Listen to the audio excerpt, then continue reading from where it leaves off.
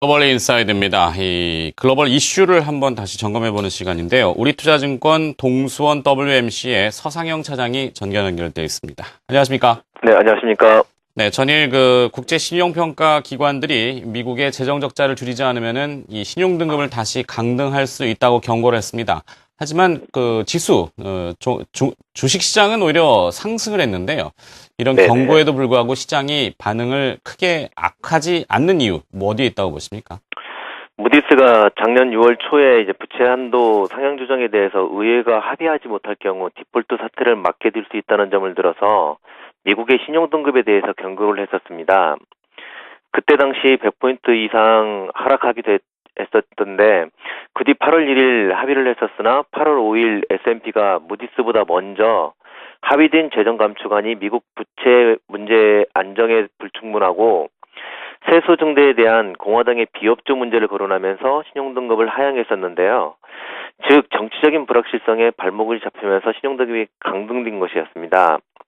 어저께 무디스의 미국의 신용등급 강등 경고 이유도 이전과 같이 내년 예산안에서 부채 규모를 안정적으로 낮추는 방안을 도출하지 못하고 있고 올해 말 부채가 채무 한도에 다시 도달할 수 있다는 점을 들어서 의회에 협상이 진행되고 있었는데 이 협상이 지지부진하다면 무디스도 미국의 신용등급을 강등하겠다는 부분이었는데 다만 합의가 도출되고 부채 비율을 하향 안정화시킬 수 있는 대안이 나온다면 신용등급을 유지하고 지금 현재 부정적 전망을 안정적으로 상향 조정할 것이라는 발언도 있었습니다.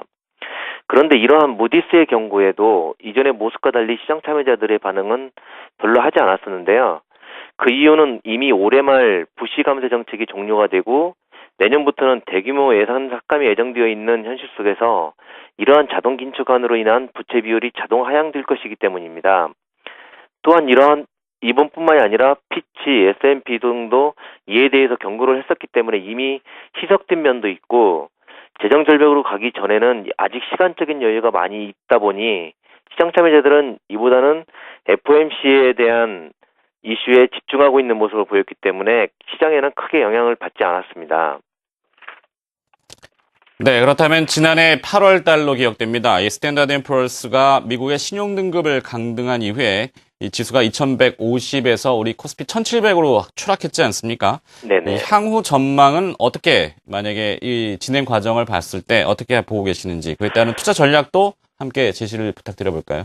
지금 당장은 미국의 신용등급이 하향되는 모습이 아니기 때문에 이러한 부분보다는 FOMC 등 여파가 더 중요하기 때문에 시장에서는 이에 대한 반응이 없었는데 그렇기 때문에 우리들도 이러한 모습들을 따라가야 될 것이라고 생각됩니다.